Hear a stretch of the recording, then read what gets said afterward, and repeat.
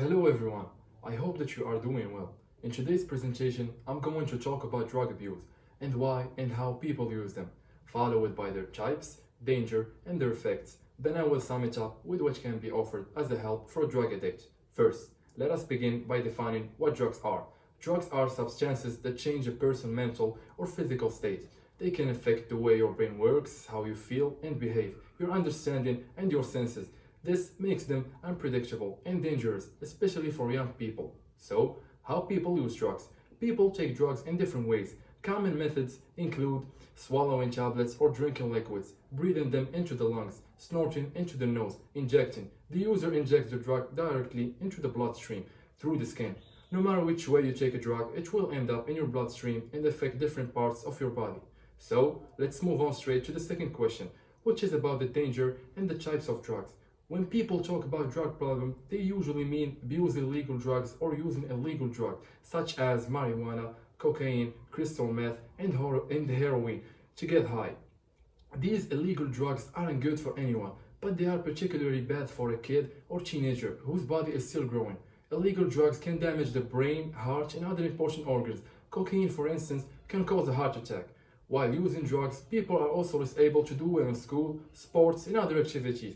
It's often harder to think clearly and make good decisions.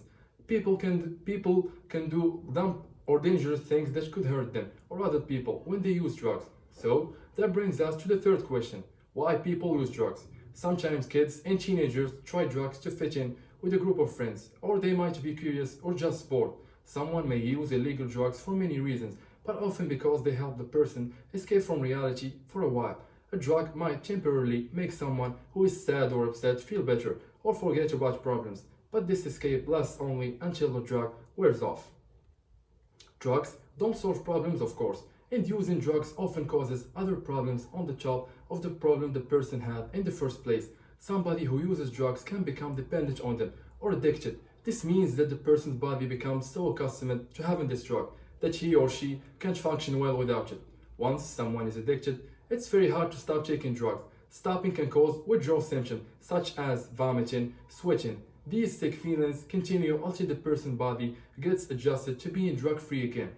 In addition to, drugs can have a lot of effects that can destroy your life.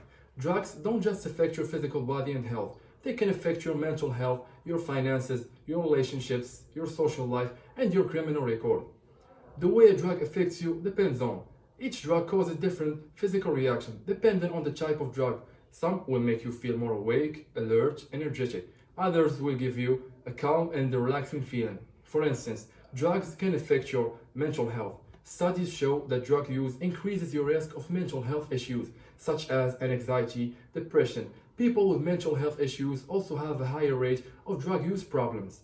Financial issues. Some drugs can be very expensive. The street price of illicit drugs depends on availability and demand.